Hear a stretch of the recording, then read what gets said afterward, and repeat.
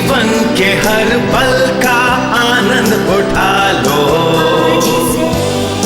आज ही से मन की एक नई शांति पालो।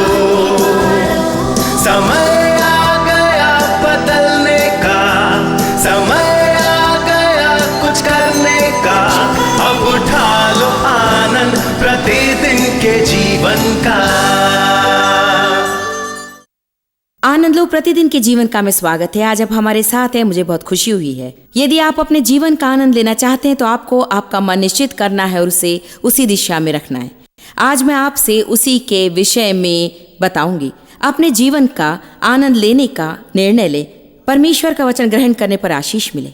यीशु ने यूहन्ना 10:10 में कहा, और बहुत से लोगों ने बाइबल में बहुत सी बातें कही, सब पवित्र आत्मा के द्वारा प्रोत्साहित हुए थे। परंतु मैं सोचती हूँ कि जब यीशु ने इसे कहा तो हम थोड़ा अधिक ही सुनना चाहते हैं। यीशु ने कहा, चोर केवल चोरी करने, घात करने और नाश करने आता है, परंतु मैं इसलिए आया कि तुम जीवन पाओ और उसका आनंद लो। वो वहीं पर नहीं रुका। एम्प्लीफाइड बाइबल कहती है, और बहुतायत से पाओ, परिपूर्ण होने तक, तब तक वो उमड़ ना पड़े। इसलिए आपको काफी आनंद रखना है। केवल आप अच्छा दिन बिताएं इसलिए नहीं, परंतु इसमें कुछ दूसरों के जीवन में भी जाना जरूरी है। आपको दूसरों के जीवन में उंडेलना है। कल हमने जीवन का आनंद लेने की आवश्यकता के विषय अच्छी नींव डाली है। आज के मेरे संदेश का नाम है, आपका मन और मुंह आपके आनंद पर कैसे प्रभाव डालता है। संत पहले से ही बहुत परेशान है। आपका मन और मुंह आपके आनंद पर कैसे प्रभाव डालता है। सबसे पहले यदि जीवन में आनंद चाहते हैं तो हमें हमारा मन जीवन का आनंद देने के लिए लगाना है और उसे बनाए रखना है। कई बार मैं ये वचन कहती हूं, आज का दिन परमेश्वर ने बनाया है, मैं इसमें मगन और आनंदित रहूंगी। ये तो मेरे रोज के जीवन के क्रम की मनोदशा है। मेरे जीवन का आनंद लेने के निर्णय का ये एक भाग है। कुलुसियों 3 कहता है, अपने मन में निर्णय लें और उसे बनाए रखें। ये इन बातों को कहते हुए शुरू होता है कि हम अपना मन उन बातों पर लगने के द्वारा उसे ढूंढते हैं। इसलिए यदि आप मसीह के साथ जी उठे हैं, आपको ऊपर की बातों को ढूंढना है जहां यीशु रहता है। हमें उन बातों को ढूंढना नहीं जो संसार की या भक्तिहीन है। यदि आप अपना मन किसी बात पर अधिक समय तक लगाएं तो आप अंत में उसे प्राप्त करेंगे, चाहे वो कुछ बेकार की बात ही क्यों ना हो। आप चाहे अपना मन किसी पर भी लगाएं, यदि आप निश्चित ठान लें और आप अपनी सोच उस पर लगाएं तो आप उसके पीछे अवश्य चलने लगेंगे। भजन 23:7 कहता है, मनुष्य जैसा सोचता है वैसा वो हो जाता है। अद्भुत वचन, जो कुछ मनुष्य सोचता है वही वो प्राप्त करता है, इसलिए वे वैसे बन जाते हैं। हमें उस गलत सोच से पीछे छुड़ाना है जो ये कहती है कि जब मेरे पास ये समस्याएं नहीं रहेंगी तब मैं खुद आनंद मनाऊंगा, मैं तब आनंदित होऊंगा जब। मैं आपको कुछ बताना चाहती हूं और आप निराश ना हो, परंतु जिस बात के साथ में आप अब व्यवहार कर रहे हैं, जब वो चली जाएगी तो फिर कुछ और बातें उभर कर आएंगी। मैं नकारात्मक नहीं हो रही, मैं आपको बता रही हूं कि जीवन कैसा है। देखिए, हम बातों से व्यवहार करते हैं और आप जानते हैं और मैं भी जानती हूं कि किसी भी निश्चित दिन आप उठ सकते हैं और आपके साथ वो घटना होती है जिसकी आपने अपेक्षा भी नहीं की है। कई बार ये आश्चर्य में डालने वाली अच्छी घटना होती है और कई बार दुखी करने वाली बात होती है।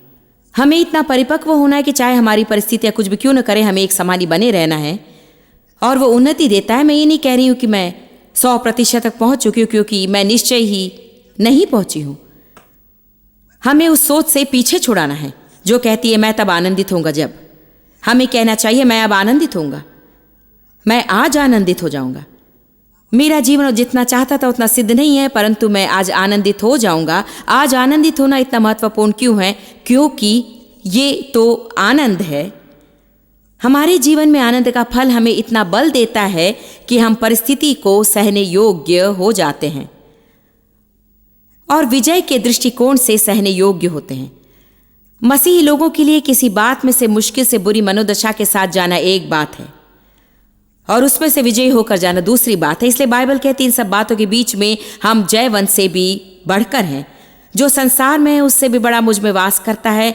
मसीह जो मुझे बल देता है उसके द्वारा मैं सब कुछ कर सकता हूँ। तो यहाँ हमारे लिए आत्मिक प्रोत्साहन है कि चाहे कुछ भी क्यों न हो, हमें आनंद की मनोदशा बनाए रखनी है, मजबूत होना है और उसमें से विजयी होकर जाना है। इसका यह अर्थ नहीं कि हमें चोट नहीं पहुंचेगी या हम रोएंगे नहीं। इसका यह अर्थ नहीं कि वो सब बातें चुनौती वाली नहीं होंगी या हमारा दिन कभी बुरा नहीं जाएगा, वरन हम खुद पर नियंत्रण करते हैं और हम जैसा महसूस करते वैसा व्यवहार नहीं करते हैं। मैं जैसा व्यवहार करना महसूस करती थी वैसा व्यवहार करने में मैंने अपने जीवन के कई वर्ष बिताए हैं और मैं आपको बताऊं कि इसने अच्छे परिणाम उत्पन्न नहीं किए और इसने मेरे संबंध में कोई मदद नहीं की है। प्रेरित पौलुस कहता है उसने संतोष में कैसे रहें ये सीख लिया है, चाहे वो कमी हो या बहुतायत हो। उसने किसी भी और हर एक परिस्थिति में सीखा है, चाहे मैं भरा हूं या चाहे मैं भूखा रहूं और उसके बिना काम करूं। एम्प्लीफाइड बाइबल कहती है ऐसे स्थान तक संतोष में जहां चाहे मैं कोई भी दिशा में हूं तो भी मैं परेशान नहीं रहूंगा। अद्भुत है ना। परमेश्वर का धन्यवाद कि वो कहता है उसने सीखा। वो मेरे लिए मुझे आशा देता है। मैं शायद नहीं पहुंची परंतु मैं उन्नति प्राप्त कर सकती हूं और मैं सीखते रह सकती हूं। मैं विश्वास करती हूं कि रोमियो 8 में एक कुंजी है, एक वचन है जो हमें हर परिस्थिति की ओर कौन सा व्यवहार रखना चाहिए ये सिखाता है। मैं विश्वास करती हूं कि यदि हम ऐसा सोचें, हमारे विचार सच में हमारा व्यवहार निश्चित करते हैं। दूसरे शब्दों में हमारी सोच निश्चित करती है कि हम उस परिस्थिति में कैसा व्यवहार करते हैं, जो हमारा उस परिस्थिति के प्रति व्यवहार होता है। मेरे पति बहुत ही खुश व्यक्ति हैं, उनके पास निरंतर आनंद रहता है और हमारे वैवाहिक जीवन के 37 वर्षों में मैंने अपने जीवन का जितना आनंद लिया उससे भी अधिक उन्होंने आनंद उठाया। उन्होंने क्रोध करने, निराश और परेशान होने में मुझसे कम दिन बिताए हैं।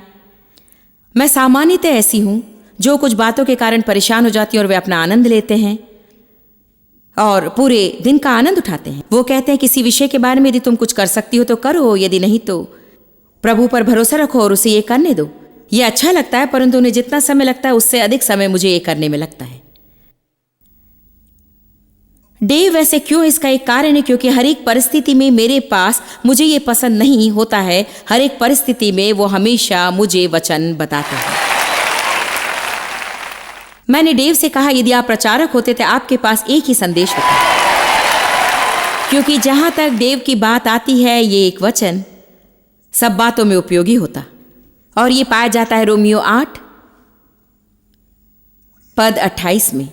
और हम जानते हैं कि जो लोग परमेश्वर से प्रेम रखते हैं उनके लिए वो सब बातें मिलकर भलाई ही उत्पन्न करती हैं, अर्थात उन्हीं के लिए जो उसके अभिप्राय से बुलाए गए हैं। इसलिए डेव हमेशा कहते हैं सब बातें मिलकर भलाई उत्पन्न करती हैं, सब भलाई लेकर आता है। उनके पास एक और वचन है, अपनी सारी चिंता परमेश्वर पर डाल दो। ये 2 वचन, अपनी चिंता परमेश्वर पर डाल दो। बाइबल कहती है अपनी चिंता परमेश्वर पर डाल दो। परमेश्वर से प्रेम करने वालों के लिए भलाई उत्पन्न करती है। आप में से कितने लोग परमेश्वर से प्रेम करते हैं? निश्चय ही आप करते हैं, नहीं तो आज सुबह के समय आप लोग यहां नहीं होते। वे जो परमेश्वर से प्रेम करते हैं और उसके उद्देश्य के लिए बुलाए गए हैं, इसका अर्थ है कि आप परमेश्वर की इच्छा अपने जीवन में चाहते हैं।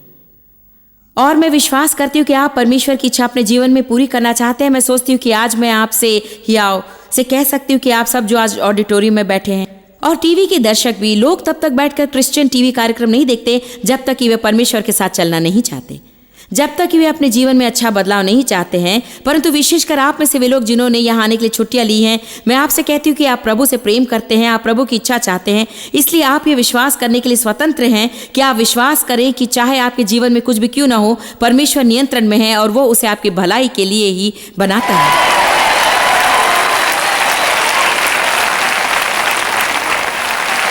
ये शायद अभी अच्छा ना हो, ये शायद अच्छा महसूस ना हो, ये शायद अच्छा दिखाई न दे, परंतु वो उसे आपकी भलाई के लिए ही बनाएगा। हमारा परमेश्वर अच्छा है जो बुरी परिस्थिति को लेकर उसे हमारे लिए भलाई की बना सकता है। आमीन। उत्पत्ति 50:20 में एक और उदाहरण है जहां यूसुफ के साथ बुरा व्यवहार किया गया था और उसे 13 वर्षों तक जेल में ऐसे काम के लिए डाला गया था जो उसने किया ही नहीं। उसके भाइयों ने उसे घृणा की, उसे गड्ढे में डाला गया, गुलामी के लिए बेचा गया था। इस व्यक्ति के पास तो सबसे अधिक बुरी मनोदशा हो सकती थी और ये ऐसा भी दिखाई देता था कि यदि वो उसे करता तो वो सही कर रहा है, परंतु फिर भी परमेश्वर के वचन में कोई सबूत नहीं है कि उसने ऐसा किया, परंतु उसने अपने आसपास के लोगों से केवल प्रेम किया और उनकी मदद की थी, चाहे उन्होंने कुछ भी क्यों न किया था। इसलिए परमेश्वर ने उसे उन्नति दी। जेल में भी उसे बंदी गृह में मुखिया बनाया गया था। अकाल के समय जब उसके भाई उसके पास आए, जब उन्होंने ये जाना कि वो यूसुफ है, तो वे उसके सामने झुक गए। यदि आप यूसुफ की पूरी कहानी जानते, उसने वो सपना देखा था कि उसके भाई उसे दंडवत कर रहे हैं, इसलिए उन्होंने उसे गड्ढे में फेंक दिया था, क्योंकि शायद यूसुफ उन्हें ये बताने में काफ़ी बुद्धिमान नहीं था। वो तो थोड़ा जवान और अधीर था। कुछ सपने आप अपने तक ही रखें। आमीन।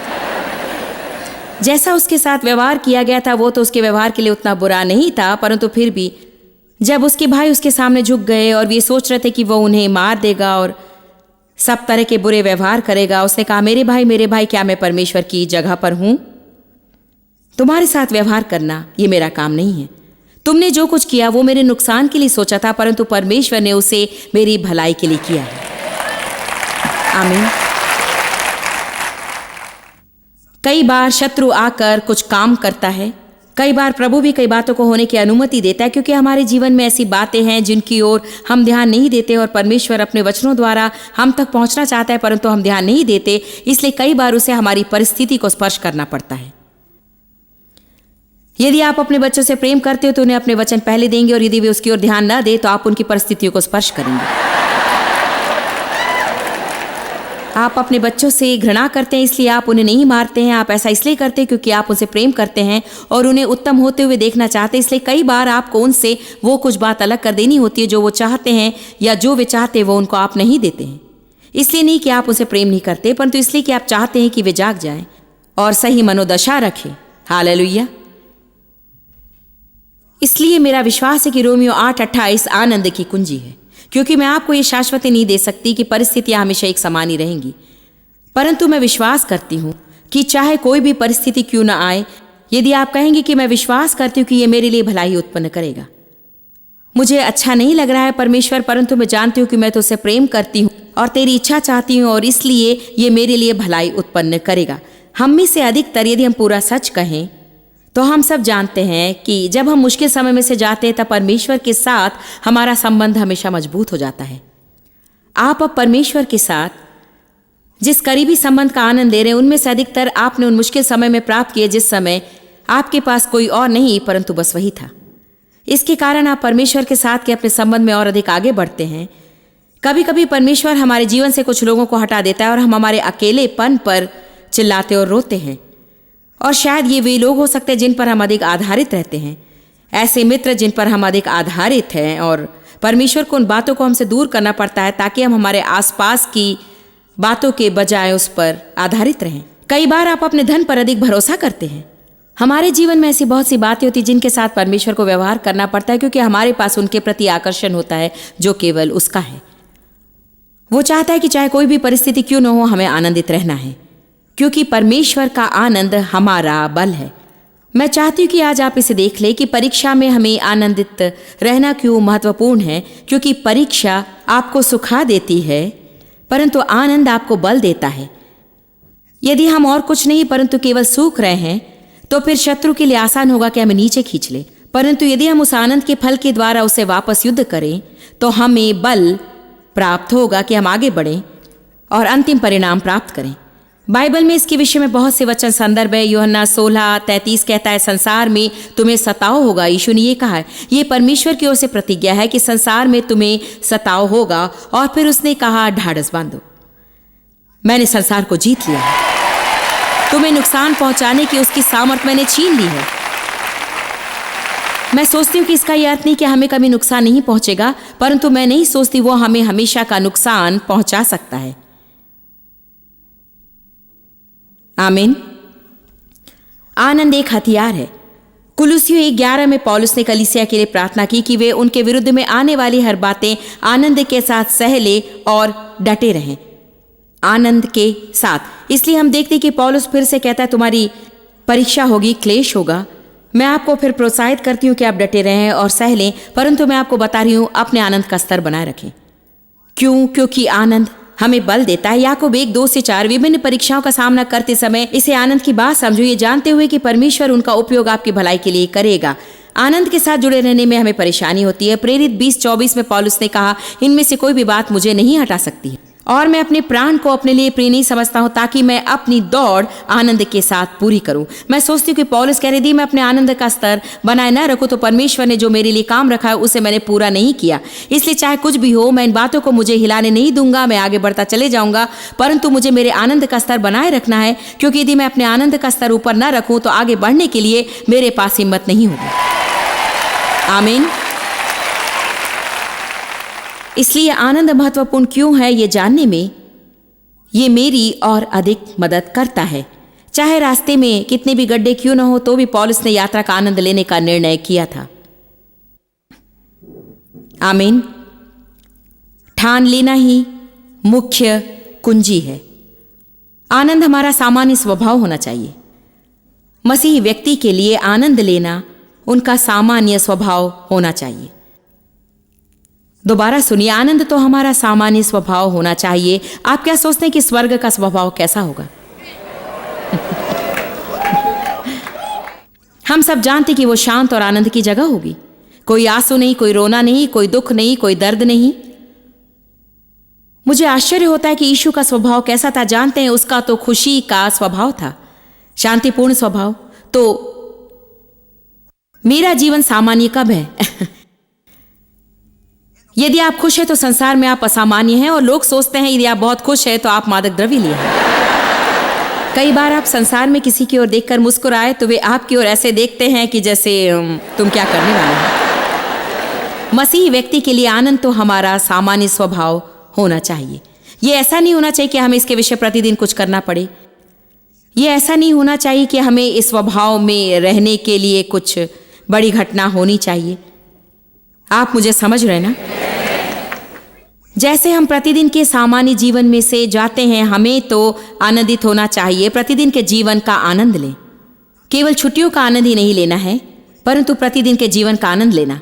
डेव और मैं इस वर्ष कुछ समय छुट्टी लेने की योजना बना रहे, और हम बातें करते आए कि इस समय हम क्या करेंगे और आने वाली विशेष बातों की राह देखना सच में आनंद लेने योग्य है। परंतु यदि मैं छुट्टी लेने के समय तक इन सब बातों को बस ऐसी ही सहती जाऊं तो मैं वैसी मसीही नहीं बन जाऊंगी जैसे परमेश्वर चाहता है। तो सच में तब से लेकर अब तक निश्चय ही कोई फर्क नहीं हुआ। उसे तो अलग तरह का आनंद होना चाहिए था, परंतु मुझे अभी भी आनंदित होना चाहिए, चाहे मैं कुछ भी क्यों न कर रही हूं। कल हमने सबोपदेशक पढ़ा और हमने देखा कि सबोपदेशक का लेखक लोगों को उनके काम का आनंद लेने के लिए प्रोत्साहित करता है। अपने काम से घृणा न करें, काम में इसलिए धन्यवादी हो। यदि आप ऐसा महसूस करते हैं कि आपको कहीं और रहना चाहिए, तो जब आप दूसरी नौकरी ढूंढ रहे हैं तो आप जहां वहीं पर आनंद लें, परंतु बुरी मनोदशा न रखें और शैतान को अपना आनंद चुराने ना दें। एक निर्णय लें, एक मनोवृत्ति बनाएं, अपनी मनोवृत्ति बनाएं और उसे बनाए रखें। आमीन। आनंद हमारा सामान्य स्वभाव होना चाहिए। क्या होगा जब हम सुबह उठकर भावनात्मक निराश, चिड़चिड़े और निराश महसूस करते हैं? तो आप सोचते हैं क्या हुआ है? ओ, आज मुझे बुरा महसूस हो रहा है। हर स्वभाव का एक कारण होता है। क्या आप जानते हैं, हर एक फल के लिए एक जड़ होती है। हम फल तोड़ने की कोशिश करते हैं और हम नीचे जड़ तक नहीं पहुंचते। शायद हमने इसके साथ व्यवहार नहीं किया और इसलिए ये दूसरे दिन दूसरे तरीकों से वापस आता है। हमारे मित्र डॉन क्लॉज इस सप्ताह के अंत में हमारे साथ है। डॉन, इनकी ओर हाथ दिखाएं क्योंकि सब जानना चाहते हैं कि ये आप कौन हैं। उन्होंने मुझे लगभग 1 वर्ष पहले ही सिद्धांत बताया जो मैं आपको बता रही हूं कि कभी कभी उनका एक दिन ऐसा भी होता है जो बस बेकार का दिन होता है और वो सोचते हैं कि मैं आखिर ऐसा क्यों हो। कई बार जब आप ऐसे जागते हैं, यदि आप इसकी जड़ तक ना पहुंचे तो आप सब पर दोष लगाना शुरू करते हैं। हम हमारा मन नकारात्मक बातों पर लगाते हैं, या जिन्हें हम सोचते हैं नकारात्मक है उन पर लगाते हैं, और अच्छी बातों के विषय सोचने में अधिक समय नहीं लगाते हैं। क्या यह अद्भुत नहीं कि हमारा मन अपने आप नकारात्मक बातों पर लगता है? क्या आपने कभी ध्यान दिया कि आपको क्रोधित करने के लिए लोगों ने क्या किया, यह सोचने की कोशिश करने की भी जरूरत नहीं है। आपको उनके विषय नहीं सोचने की कोशिश करनी है जो कहता है कि वो पुराना स्वभाव नकारात्मक बातों की ओर झुकता है, परंतु हम मसीह में नई सृष्टि हैं। फिर भी बाइबल बताती है प्रतिदिन हमें मसीह को पहन लेना है, हमें प्रेम पहन लेना है, हमें दया पहन लेनी है, हमें सही विचार चुन लेना है। मैंने तुम्हारे सामने जीवन और मृत्यु रखी है, जीवन चुन ले ताकि तू और तेरा घराना जीवित रह सके। दूसरा कुरिन्थियों 10:4-5, क्योंकि हमारी लड़ाई के हथियार शारीरिक नहीं है परंतु गढ़ों को ढा देने के लिए परमेश्वर के द्वारा सामर्थ्य है। सो हम कल्पनाओं को और हर एक ऊंची बात को जो परमेश्वर की पहचान के विरोध में उठती है खंडन करते हैं। ये कारण बताना और सिद्धांत और कल्पनाओं के विषय कहता है, ये तो विचार है। यदि परमेश्वर हमें कोई काम करने की योग्यता न दे तो वो कभी भी वो करने के लिए नहीं कहता है। इसलिए यदि परमेश्वर मुझे गलत विचारों को गिरा देने के लिए कहता है तो निश्चय ही मैं वो करने के योग्य हूँ।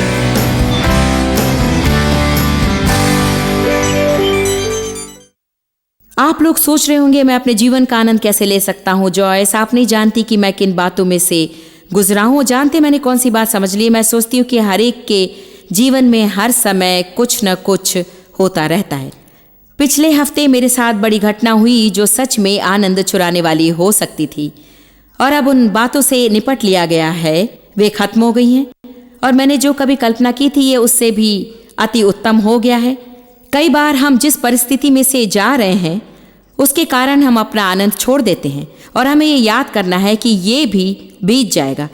इसीलिए मैं आज आपको प्रोत्साहित करती हूँ, अपने जीवन का आनंद ले। ऐसे चिन्हों को घर में जगह जगह पर लगाए जो कहते हैं अपने जीवन का आनंद ले। खुद को याद दिलाएं कि प्रभु का आनंद आपका बल है। परमेश्वर आशीष दे।